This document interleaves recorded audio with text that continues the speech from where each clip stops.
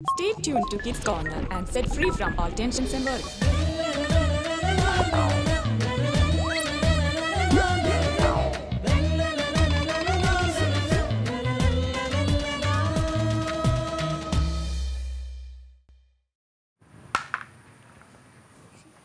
എടാ നിന്റെ കരുത്തിലെന്താടാ? കരുത്തില് കൊന്ത. നീ കൊന്തയിൽ പ്രാർത്ഥിക്കാനൊക്കെ തുടങ്ങിയ? ഇതൊക്കെ ഇപ്പത്തെ ഒരു ഫാഷനല്ലേ. കൊന്ത പ്രാർത്ഥിക്കാനുള്ളതാ, ഫാഷന് വേണ്ടിയുള്ളതല്ല. എൻ്റെ അപ്പനും അമ്മയും കൊന്തയിലും കുടുംബ പ്രാർത്ഥനയുടെ സമയത്ത് ഞാനും ചെല്ലും. കൊന്തയിൽ പ്രാർത്ഥിക്കുന്നത് നല്ലതാന്ന് അമ്മാമ്മ എപ്പോഴും പറയാറുണ്ടായിരുന്നു. എന്തിനാ നമ്മൾ ഈ കൊന്തയില്ലെന്ന്? ഹലോ, ഞാൻ ഷാമിൻ. ഇന്നത്തെ ഈ കിഡ്സ് കോർണറിലേക്ക് എൻ്റെ എല്ലാ കൂട്ടുകാർക്കും ഒരിക്കൽ കൂടി സ്വാഗതം. ഇന്നത്തെ അപ്പുക്കുട്ടൻ്റെ സംശയം എന്താണെന്ന് കേട്ടോ? എന്താണെന്നറിയണ്ടേ? നമ്മൾ എന്തിനാണ് ജപമാല ചൊല്ലി പ്രാർത്ഥിക്കുന്നതെന്ന് ചിന്തിച്ചിട്ടുണ്ടോ അങ്ങനെ? അപ്പോൾ ഇന്നത്തെ എപ്പിസോഡിൽ നമുക്ക് ആ സംശയം അങ്ങ് തീർക്കാം. അതിനു മുമ്പ് ഇന്നത്തെ നമ്മുടെ വചനവും സുകൃത ജപവും പഠിക്കാം. ലൂക്കായുടെ സുവിശേഷം 1-ാം അധ്യായം 38-ാം വാക്യം. ഇതാ കർത്താവിൻ്റെ ദാസി, നിന്റെ വാക്ക് എന്നിൽ നിറവേറട്ടെ. ഒന്നേറ്റ് പറയോ? ഇതാ കർത്താവിൻ്റെ ദാസി, നിന്റെ വാക്ക് എന്നിൽ നിറവേറട്ടെ. ഇനി സുകൃത ജപം. പരിശുദ്ധ അമ്മേ, എൻ്റെ ആശ്രയമേ. പരിശുദ്ധ അമ്മേ, എൻ്റെ ആശ്രയമേ. ഇനി നമുക്ക് അങ്കിളുടെ അടുത്തേക്ക് പോവാം. ഇന്ന് നമുക്കൊരു പുതിയ അങ്കിളാണ്. അങ്കിളിനെ ഞാൻ പരിചയപ്പെടുത്തി തരാം. അങ്കിളുടെ പേര് ജൂലിയോ എന്നാണ്. അങ്കിൾ ഒരു ഡോക്ടറാണ്. അങ്കിൾ എറണാകുളത്ത് ലേക്ക് ഷോർ ഹോസ്പിറ്റലിലാണ് വർക്ക് ചെയ്യുന്നത്. അങ്കിളാണ് ഇന്ന് നമ്മളുടെ ഡൗട്ട്സ് ക്ലിയർ ചെയ്യാൻ പോകുന്നത്. ഓക്കെ, അപ്പോൾ അങ്കിൾ ഞങ്ങളെ ഒന്ന് സഹായിക്കില്ലേ? ഇവർക്ക് കുറച്ച് ഡൗട്ട്സ് ജപമാലയെക്കുറിച്ചാണ്. അപ്പോൾ ഒന്ന് സഹായിക്കില്ലേ? തീർച്ചയായും, ചോദിച്ചോളൂ. അങ്കിളെ, എന്തിനീ ജപമാല ചൊല്ലുന്നേ? നല്ലൊരു ചോദ്യമാണല്ലോ. നമ്മൾ ജപമാല ചൊല്ലുന്നത് മാതാവിനോട് കൂടെ ആയിരിക്കാനാണ്. എന്തുകൊണ്ടാണ് നമ്മൾ മാതാവിൻ്റെ കൂടെ ആയിരിക്കുന്നത് നിങ്ങൾക്കറിയാമോ? നമ്മളെല്ലാവരും സ്വർഗത്തിലേക്കുള്ള ഒരു യാത്രയിലല്ലേ ആണ്. അപ്പോൾ സ്വർഗത്തിലേക്കുള്ള യാത്രയിൽ അവിടെ എത്തിച്ചേരാൻ നമുക്ക് സഹായം ആവശ്യമാണ്, ശരിയല്ലേ? നമ്മൾ സൈക്കിൾ ഓടിക്കുമ്പോൾ ആദ്യം നമ്മൾ സൈക്കിൾ ഓടിക്കാൻ പഠിക്കുമ്പോൾ ആരുടെയെങ്കിലും സഹായമില്ലാതെ നമുക്ക് സൈക്കിൾ ഓടിക്കാൻ പറ്റുമോ? ഇല്ല.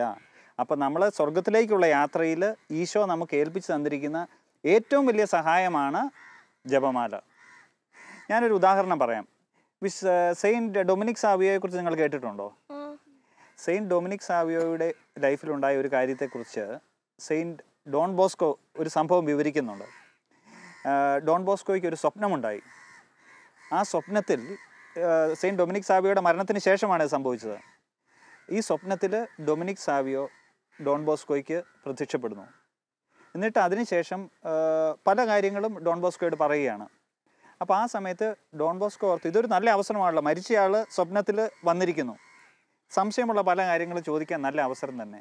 അപ്പോൾ ഡോൺ ബോസ്കോ ഡൊമിനിക് സാവിയോട് ഒരു ചോദ്യം ചോദിച്ചു. ഡൊമിനിക് സാവിയോ, നീ മരിക്കുന്ന സമയത്ത് നിന്നെ ഏറ്റവും സഹായിച്ചത് എന്തായിരിക്കും? അപ്പോൾ ഡൊമിനിക് സാവിയോ തിരിച്ചു ഡോൺ ബോസ്കോയോട് ചോദിച്ചു, എന്താണ് അച്ഛനത് പറയാൻ പറ്റുമോ? അപ്പോൾ 1-2 കാര്യങ്ങളൊക്കെ പറഞ്ഞിട്ട് അതൊന്നും അല്ല ശരി. അപ്പോൾ ഡൊമിനിക് സാവിയോ പറഞ്ഞു, എൻ്റെ മരണസമയത്ത് എന്നെ ഏറ്റവും അധികം സഹായിച്ചത് മാതാവിനോടുള്ള ഭക്തിയായിരുന്നു, മാതാവിൻ്റെ സഹായമായിരുന്നു. അതുപോലെയാണ് കുഞ്ഞുങ്ങളെ, നമുക്കും നമ്മുടെ ജീവിതയാത്രയിൽ ശരിയായ ലക്ഷ്യസ്ഥാനത്തെത്താൻ ഏറ്റവും വലിയൊരു സഹായമാണ് മാതാവിനോടുള്ള ഭക്തി, ജപമാല. അങ്ങളെ, നമ്മൾ ഒരു പ്രാവശ്യം നന്മ പറഞ്ഞറിയുമേ ചെല്ലിയ പോരെ, എന്തിനാ റിപ്പീറ്റ് ചെയ്യുന്നത്? അതൊരു നല്ല ചോദ്യമാണല്ലോ. എന്നാൽ ഞാനൊരു ചോദ്യം അങ്ങോട്ട് ചോദിക്കട്ടെ. നമ്മൾ ഒരു നേരം ഭക്ഷണം കഴിച്ചാൽ പോരെ? മതിയോ? പോരാ. ക്രമമായിട്ട് 3 നേരം ഭക്ഷണം കഴിക്കണം, എല്ലാ ദിവസവും കഴിക്കണം. എങ്കിലേ നമ്മുടെ ശരീരത്തിന് വളർച്ച ഉണ്ടാകൂ. നമ്മുടെ ശരീരത്തിന് വളർച്ച ഉണ്ടാകുന്നതിന് ഭക്ഷണം എന്നതുപോലെ നമ്മുടെ ആത്മാവിന് വളർച്ച ഉണ്ടാകാൻ ആവശ്യമുള്ള ഒരു കാര്യമാണ് കൃപ, അതായത് ഗ്രേസ് എന്ന് പറയും. നമ്മൾ മാതാവിനോട് പ്രാർത്ഥിക്കുമ്പോൾ ഈശോ വഴി നമുക്ക് കൃപ ലഭിക്കുകയാണ് സ്വർഗത്തിൽ നിന്ന്. ഓരോ പ്രാവശ്യവും നമ്മൾ നന്മ നിറഞ്ഞ മറിയം ചൊല്ലുമ്പോൾ നമ്മൾ ഏറ്റു പറയുന്നത് ദൈവത്തിൻ്റെ തിരുവചനം തന്നെയാണ്. മംഗളവാർത്തയുടെ സമയത്ത് മാതാവ് പറഞ്ഞ വാക്കുകളാണ് നമ്മൾ നന്മ നിറഞ്ഞ മറിയം ചൊല്ലുമ്പോൾ ചൊല്ലുന്നത്. Hail Mary full of grace, നന്മ നിറഞ്ഞ മറിയമേ സ്വസ്തി, കർത്താവ് അങ്ങയോടുകൂടെ, that is the holy word of God. ദൈവത്തിൻ്റെ പരിശുദ്ധമായ വചനമാണ്. ഓരോ പ്രാവശ്യം വചനം പറയുമ്പോഴും ദൈവത്തിൻ്റെ ആത്മാവിൻ്റെ സാന്നിധ്യം അവിടെയുണ്ട്. എൻ്റെ വാക്കുകൾ ആത്മാവും ജീവനുമാണെന്നല്ല ഈശോ പറഞ്ഞു. അപ്പോൾ നമുക്ക് ആത്മാവും ജീവനും ആ ദൈവിക ചൈതന്യം ലഭിക്കുന്നു, കൃപ ലഭിക്കുന്നു, നമ്മുടെ ആത്മാവിന് വളർച്ച ഉണ്ടാകുന്നു. അതുകൊണ്ടാണ് നമ്മൾ വീണ്ടും വീണ്ടും ചൊല്ലേണ്ടത്. അങ്ങളെ ഈ രഹസ്യങ്ങൾ നമ്മൾ എന്തിനാ ധ്യാനിക്കുന്നത്? മോള് ചോദിച്ച എന്താ ചോദ്യം ഇതാണ്, നമ്മൾ എന്തുകൊണ്ടാണ് ഈ രഹസ്യങ്ങൾ ധ്യാനിക്കുന്നത്? നമ്മൾ നന്മ നിറഞ്ഞ മറിയം മാത്രം ചൊല്ലിയാൽ പോരെ? അതിൻ്റെ കാരണം ഇതാണ്, നമ്മൾ മാതാവിനോട് പ്രാർത്ഥിക്കുമ്പോൾ തന്നെ അത് ആ മാതാവിൻ്റെ പ്രാർത്ഥനയും ഈശോ വഴിയാണ് പിതാവായ ദൈവത്തിൻ്റെ പക്കലേക്ക് പോകുന്നത്. മാത്രമല്ല എല്ലാ പ്രാർത്ഥനയുടെയും അടിസ്ഥാനപരമായ ലക്ഷ്യം എന്താണ്? നമ്മൾ ഈശോയ്ക്ക് അനുരൂപരായി തീരുക എന്നുള്ളതാണ് അടിസ്ഥാനപരമായ ലക്ഷ്യം. പ്രാർത്ഥിക്കുക എന്നുള്ളത് അതിൽ തന്നെ ഒരു അന്ത്യമല്ല. ഈ പ്രാർത്ഥന വഴി ലഭിക്കുന്ന കൃപ, ആ കൃപ സ്വീകരിച്ച് നമ്മൾ ഈശോയെ പോലെ ജീവിക്കണം. അപ്പോൾ ഈശോയെ പോലെ ജീവിക്കണമെങ്കിൽ ഈശോയുടെ ജീവിതത്തിൽ എന്തെല്ലാം ഉണ്ടായി എന്ന് നമ്മൾ അറിഞ്ഞിരിക്കേണ്ടേ? അപ്പോൾ അതുകൊണ്ടാണ് നമ്മൾ ഈശോയുടെ the joyful mysteries, the sorrowful mysteries, സന്തോഷത്തിൻ്റെ രഹസ്യം, ദുഃഖത്തിൻ്റെ രഹസ്യം, മഹിമയുടെ രഹസ്യം, പ്രകാശത്തിൻ്റെ രഹസ്യം, ഇവയൊക്കെ ചെല്ലുമ്പോൾ നമ്മൾ ഈശോയോട് കൂടി ഈശോയുടെ ജീവിതത്തിലൂടെ കടന്നു പോവുകയാണ്. അപ്പോൾ ഈശോ എങ്ങനെ ജീവിച്ചു എന്നുള്ളതിന് നമുക്ക് നല്ല ഒരു നമുക്ക് നല്ല അറിവ് ലഭിക്കുകയാണ്. അതുകൊണ്ട് നമുക്ക് ഈശോയെ പോലെ ജീവിക്കുവാനായിട്ടുള്ള പ്രേരണയും ശക്തിയും ലഭിക്കുകയാണ്. അങ്കിളെ എന്തിനാ നമ്മൾ കൊന്ത പിടിച്ചുകൊണ്ട് ചെല്ലുന്നത്? അതിനും ഒരു കാരണമുണ്ട് മോളെ. നമ്മൾ ഇപ്പോൾ കയ്യിൽ പിടിക്കുന്നെങ്കിൽ കൊന്ത നമ്മൾ പലരുടെയും കയ്യിൽ നമുക്ക് കാണാം. അത് അങ്ങനെ ആരും ആകസ്മികമായിട്ട് ഒരു സുപ്രഭാതത്തിൽ ഒരാൾ ഉണ്ടാക്കിയതൊന്നുമല്ല. ഇതിനൊരു പിന്നിൽ ഒരു ചരിത്രമുണ്ട്. നിങ്ങൾ സെയിൻറ്റ് ഡൊമിനിക്കിനെ കുറിച്ച് കേട്ടിട്ടുണ്ടോ? ഉണ്ട്. ഈ സെയിൻറ്റ് ഡൊമിനിക് എന്നുള്ള സഭയിലെ വലിയൊരു പ്രഗത്ഭനായ ഒരു വിശുദ്ധനായിരുന്നു. ആ സഭ വലിയൊരു ഒരു സംഘർഷത്തിലൂടെ കടന്നു പോകുന്ന ഒരു സമയത്ത് മാതാവ് പ്രത്യേകം സെയിൻറ്റ് ഡൊമിനിക്കിന് പ്രത്യക്ഷപ്പെട്ട് നൽകിയതാണ് ഈ ജപമാല ഉപയോഗിച്ച് നിങ്ങൾ പ്രാർത്ഥിക്കുക, അപ്പോൾ പ്രത്യേകമായിട്ട് സഭ അനുഗ്രഹിക്കപ്പെടും, നിങ്ങൾ അനുഗ്രഹിക്കപ്പെടും എന്നൊക്കെ. പിന്നെ വേറൊരു കാര്യം, നമുക്ക് ചിലപ്പോൾ പ്രാർത്ഥിക്കുമ്പോൾ നമുക്കൊരു ഏകാഗ്രതക്കുറവ് ചിലപ്പോൾ തോന്നിയിട്ടില്ലേ? അല്ലെങ്കിൽ നമ്മൾ ചിലപ്പോൾ പല വിചാരങ്ങളുണ്ടാകുമല്ലോ. അപ്പോൾ ഈ പല വിചാരങ്ങൾ ഉണ്ടാകാതിരിക്കാനായിട്ട് നമുക്ക് ഒരു റോസറി നമ്മുടെ കയ്യിൽ പിടിക്കുകയാണെങ്കിൽ ഏകാഗ്രതയോടുകൂടി നമുക്ക് പ്രാർത്ഥിക്കാൻ സാധിക്കും. അല്ലെങ്കിൽ നമുക്ക് ബസ്സിൽ പോകുമ്പോഴോ ഒക്കെ നടക്കുമ്പോഴോ ഒക്കെ ചെല്ലാം. ഉറക്കെ ചെല്ലിയില്ലെങ്കിലും നമ്മുടെ കയ്യിൽ പോക്കറ്റിലിട്ടുകൊണ്ട് നമുക്കത് ചെല്ലാനായിട്ട് സാധിക്കും. അപ്പോൾ പല രീതിയിൽ അങ്ങനെ പ്രാർത്ഥിക്കാനായിട്ട് നമ്മൾക്ക് ഉപകാരപ്രദമാകുന്നതാണ് ഈ റോസറി ഉപയോഗിച്ചുകൊണ്ടുള്ള പ്രാർത്ഥന. അങ്ങളെ ജയമാല എങ്ങനെ ഇരുന്നാ പ്രാർത്ഥിക്കണേ? മുട്ടുകുത്തിയാണോ അല്ലെ നിന്നാണോ? ഓക്കെ മോനെ, നമുക്ക് ജപമാല ഏത് രീതിയിൽ പ്രാർത്ഥിച്ചാലും ദൈവത്തിനത് സ്വീകാര്യമാണ്. നമുക്ക് ഇരുന്ന് പ്രാർത്ഥിക്കാം, മുട്ടുകുത്തി നിന്ന് പ്രാർത്ഥിക്കാം. ഏറ്റവും പ്രധാനം നമ്മുടെ ഹൃദയത്തിൻ്റെ ഭാവമാണ്. നമ്മളൊരു നന്മ നിറഞ്ഞ മറിയം അധരങ്ങൾ കൊണ്ട് ചൊല്ലിയതുകൊണ്ട് മാത്രം കാര്യമായില്ല. നമ്മുടെ ഹൃദയത്തിൻ്റെ ഭാവമാണ് ഏറ്റവും important.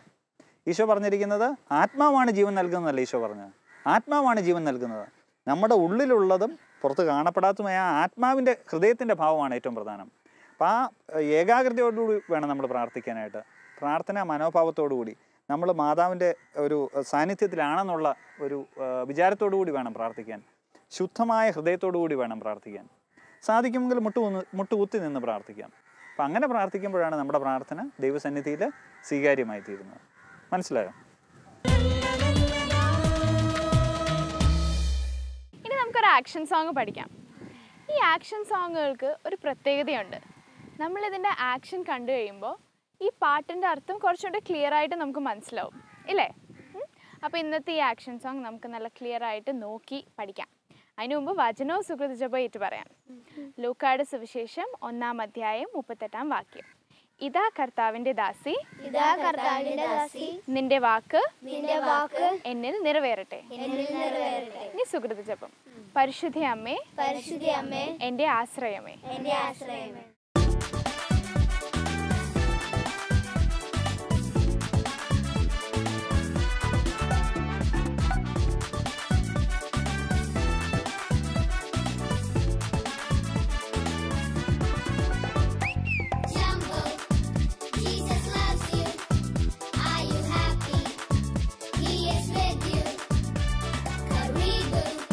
Into his presence, why do you worry?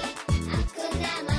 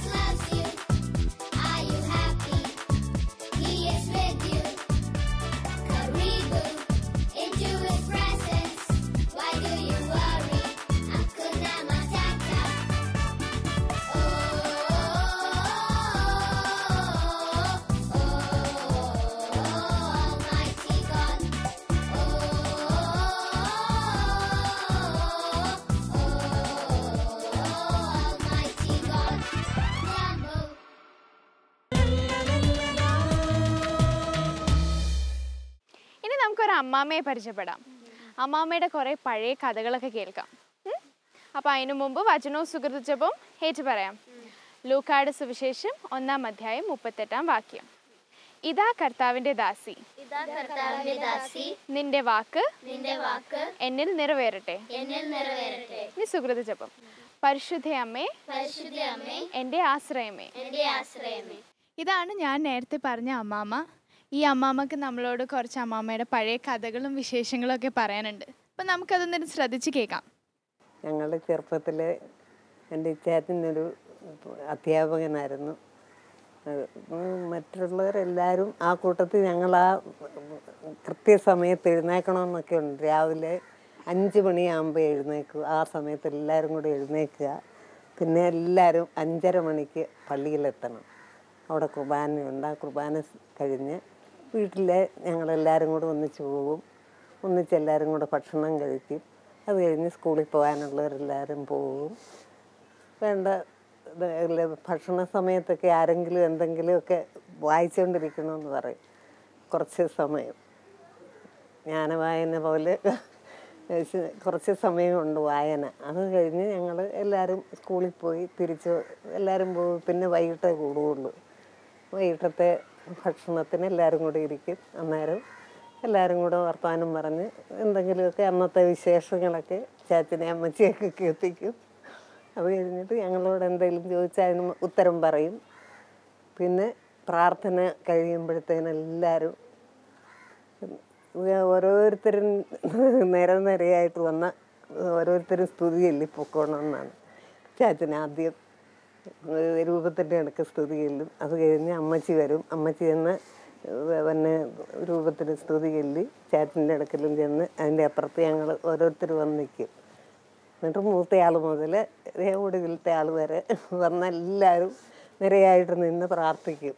അത് കഴിഞ്ഞിട്ട് എല്ലാവരും കൂടെ കൂടി പ്രാർത്ഥന കഴിഞ്ഞിട്ട് എല്ലാവരും കൂടെ കൂടി ഒരു പാട്ടൊക്കെ പാടി എല്ലാവരും കൂടെ കൈ കോർത്ത് പിടിച്ചൊരു പാട്ടും പാടി തിരിഞ്ഞ് പോകും. ഞാൻ അപ്പാപ്പനെ കുറിച്ച് ഒത്തിരി കേട്ടിട്ടുണ്ട്. വളരെ വിശുദ്ധിയിലൊക്കെ ജീവിച്ചാണെന്ന്. അപ്പാപ്പനെ കുറിച്ച് കുറച്ച് കാര്യങ്ങൾ ഞങ്ങളോട് പറയാൻ പറ്റുമോ? അപ്പാപ്പന് കൃത്യനിഷ്ഠയുണ്ടായിരുന്നു. ആ കൃത്യമായത് സമയത്ത് എഴുന്നേക്കണം. എഴുന്നേറ്റ് പിന്നെ രാവിലെയുള്ള പ്രാർത്ഥന നടത്തി എല്ലാവരും പള്ളിയിൽ എല്ലാവരും വയ്ക്കണം, കൂടെ പോകണം. ആ അപ്പാപ്പൻ തന്നെയാണ് കുർബാനയ്ക്ക് പിന്നെ സാധാരണ സഹായിയായിട്ട് നിൽക്കുന്നത് എൻ്റെ ഇച്ചാച്ചനായിരിക്കും. വളരെ സന്തോഷകരമായ ജീവിതമായിരുന്നു അന്ന്. കഴിഞ്ഞ ദിവസം ഞാൻ റെയിൽവേ സ്റ്റേഷനിൽ ഒരു ക്യൂവിൽ നിൽക്കുകയാണ്. അപ്പോൾ എൻ്റെ തൊട്ട് മുന്നേ ഒരു ഫോറിനറുണ്ട്. ഞങ്ങൾ ക്യൂവിൽ വെയിറ്റ് ചെയ്ത് നിൽക്കുമ്പോൾ പെട്ടെന്ന് ഒരു ചേട്ടൻ ക്യൂ ഒക്കെ തെറ്റിച്ച് മുന്നിൽ കയറി വന്ന് നിന്നു. ഈ ഫോറിനർ വേഗം അയാളെ വിളിച്ച് കുറേ ചീത്ത പറഞ്ഞു. അയാളെ ചമ്മിയിട്ട് അയാൾ ബാക്കിൽ വന്ന് നിന്നു. നിങ്ങളൊന്ന് ആലോചിച്ച് നോക്കിയേ, നമ്മൾ ആ ഫോറിനറിൻ്റെ മുന്നിൽ എന്താ കാണിച്ചത്? എന്തൊരു നാണക്കേടാണ് അല്ലേ? അത് ചെയ്യരുത്. കാര്യം ക്യൂ പാലിക്കുക എന്നുള്ളൊരു ബോർഡ് തന്നെ ആവശ്യമല്ല. കാര്യം അത് നമ്മുടെ ഒരു സാമാന്യ മര്യാദയാണ്. അപ്പോൾ ശ്രദ്ധിക്കുമോ, നമ്മൾ ഇനിയത്തെ ജനറേഷൻ വേണം അത് കാണിച്ചു കൊടുക്കാൻ. നിങ്ങൾ നിങ്ങളുടെ കൂട്ടുകാരോടും എല്ലാവർക്കും ഇത് പറഞ്ഞു കൊടുക്കണം. നമ്മൾ മാതൃകയായിട്ട് കാണിച്ചു കൊടുക്കണം. ഓക്കെ? അപ്പോൾ ഇന്ന് നമ്മൾ ഒത്തിരി കാര്യങ്ങൾ പഠിച്ചു. നിങ്ങളുടെ വചനവും സുകൃതജപവും പഠിച്ചോന്ന് നോക്കട്ടെ. പറയോ? ലൂക്കായുടെ സുവിശേഷം 1-ാം അധ്യായം 38-ാം വാക്യം പറഞ്ഞോ. കർത്താവിന്റെ ദാസി, നിന്റെ വാക്ക് എന്നിൽ നിറവേറട്ടെ. ഗുഡ്. ഇനി സുകൃതജപം. പരിശുദ്ധ അമ്മേ, എൻ്റെ ആശ്രയമേ. ഗുഡ്. അപ്പോൾ ഇതേപോലെ ഈ ആഴ്ച മുഴുവൻ നിങ്ങളും പ്രാർത്ഥിക്കുക. ഈ സുകൃതജപവും ഈ വചനവും ഏറ്റുപറയുക. നെക്സ്റ്റ് വീക്ക് കാണാം. അതുവരേക്കും ബൈ.